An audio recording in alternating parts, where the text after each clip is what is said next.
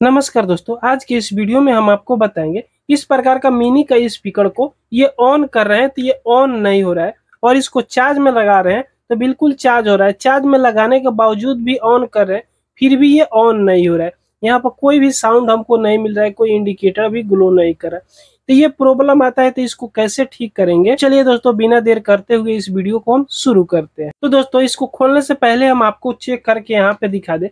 यहाँ पे मोबाइल की LD3500 पिन की चार्जर से ये चार्ज होता है। तो इसको जैसे चार्ज में लगा रहे हैं, यहाँ पे देखिएगा रेड कलर में इंडिकेटर ग्लो कर रहा है, ये ऑन है। इसको ऑफ कर दिए तो भी कोई रिस्पांस नहीं मिला, इसको ऑन कर दिए तो भी हमको कोई रिस्पांस नहीं मिल रहा है, और इसको चार्ज में निकाल कर भी इसको ऑन ऑफ करे तो भी कोई रिस्पांस इसमें नहीं मिल रहा है। स्विच खराब है या बैटरी खराब है या इसका IC खराब है। तो चलिए इसको हम ओपन करते हैं, उसके बाद आपको दिखाएंगे। तो दोस्तों इसको खोलने के लिए आपको एक स्क्रू ड्राइवर की जरूरी पड़ेगा।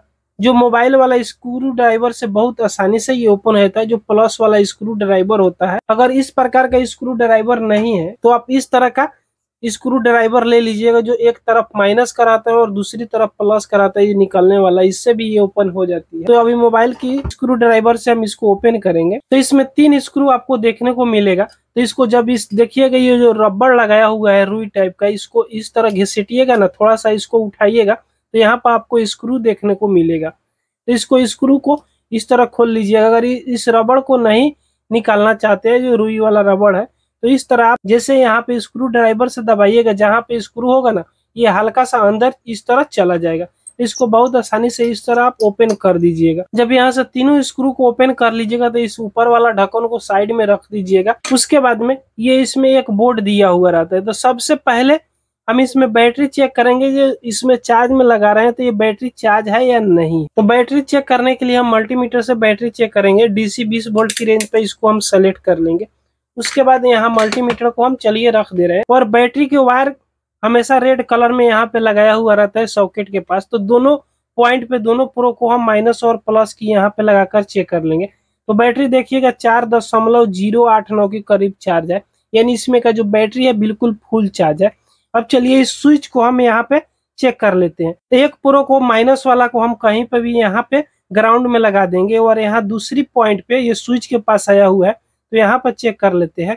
उसके बाद दूसरे वाला जहाँ पे चालू होता है वहां पर भी चेक करें, यानी स्विच जो है बिल्कुल ठीक। मल्टीमीटर से स्विच को भी चेक कर लिए तो बिल्कुल ठीक बता रहा है। अगर इस तरह आपको शक है कि नहीं कहीं स्विच भी खराब होगा, तो यहाँ दोनों पॉइंट पे जहाँ पे ऑन ऑफ होता है, इस तरह सटाकर भी आप चेक कर सकते हो चिमटा से। चिमटा के माध्यम से इस तरह सटाकर आप चेक कीजिएगा, तो अगर स्विच खराब होता है ये चालू हो जाएगा। अब यहाँ पे ये चालू भी नहीं हो रहा है। अब चलिए इसको हम चार्ज में लगाकर चेक करते हैं। कहीं हो सकता है कि बैटरी पूरी तरह वर्क नहीं करता होगा। तो इसको लगा दिए तो यहाँ पे चार्ज ये होने लगा। उसके बाद अब दोबारा इस स्विच पे हम टच करके देखेंगे कि चालू हो रहा है कि नहीं। उसके साइड में यहाँ पर देखें,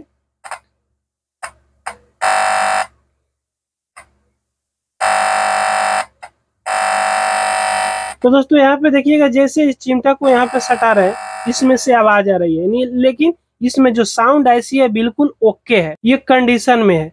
उसके बाद इसमें आपको चेक कर लेना है कहीं जो CPU IC है ये तो खराब नहीं है। उससे पहले इस बोर्ड में आपको देख लेना है कहीं कोई प्रिंट तो जला हुआ तो नहीं है, कहीं टूटा हुआ तो नहीं है, ये आपको चेक कर लेना है।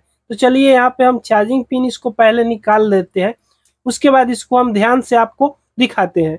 जैसे इसमें देखिएगा, इस बोर्ड में ध्यान से, तो कहीं ना कहीं आपको प्रिंट टूटा हुआ नजर जरूर आएगा। यहाँ पे ध्यान से देखिएगा, तो ये साउंड IC है। साउंड IC के पास यहाँ पे देखिएगा तो एक प्रिंट टूटा हुआ है, यानी जला हुआ है। इस USB में 5 वोल्ट करंट आउटपुट के लिए जाता है, जिसमें कोई भी पेन ड्राइव लगाइए या कार्ड रीडर लगाकर मेमोरी से चलाइएगा, ये 5 वोल्ट जब उसमें करंट जाएगा तभी वर्क करेगा। यहाँ से आउट होकर CPU के पास ये करंट जाता है, तो उसी बीच का एक प्रिंट यहाँ पे टूटा हुआ है। इस प्रिंट को आप ध्यान से देखने की कोशिश कीजिएगा। यही प्रिंट टूटा हुआ है, और यही प्रिंट को अगर जोड़ दिया जाए तो शायद ये ठीक हो सकता है। तो पहले आपको यहाँ पे जितने प्रिंट है आपको चेक कर लेना है। तो यहाँ पे चलिए हम पहले इसको ऑफ कर लेते हैं। ऑफ करने के बाद में ये जो प्रिंट टूटा हुआ है यानी जला हुआ है, तो यहाँ पर हम ब्लेड से हल्का सा इस तरह इसको निखोड़ देंगे। यहाँ पे इसको साफ कर लेंगे।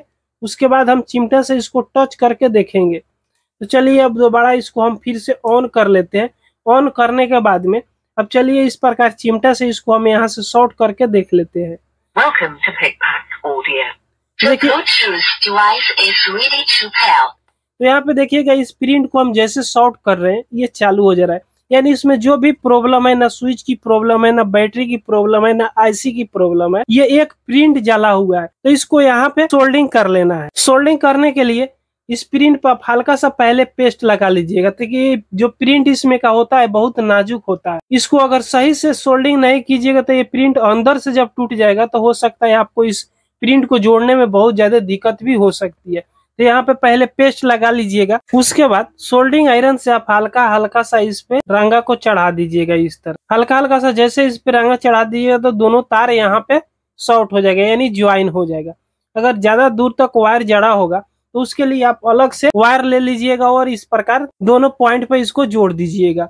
लेकिन इसको हल्का सा जला हुआ है तो जैसे हम इस पे सोल्डिंग चढ़ाए तो देखिएगा ये दोनों आपस में जुड़ गए। अब चलिए इसको हम चालू करके देखते हैं, लेकिन इसको जोड़ने से पहले यहाँ से इसको ऑफ जरूर कर दीजिएगा, नहीं तो इधर उधर सटेगा तो हो सकता है आईसी भी खराब हो जाए। तो ऑफ हम पहले कर दिए थे, उसके बाद चलिए हम चालू करके देखते हैं। तो चालू यहाँ पे करेंगे।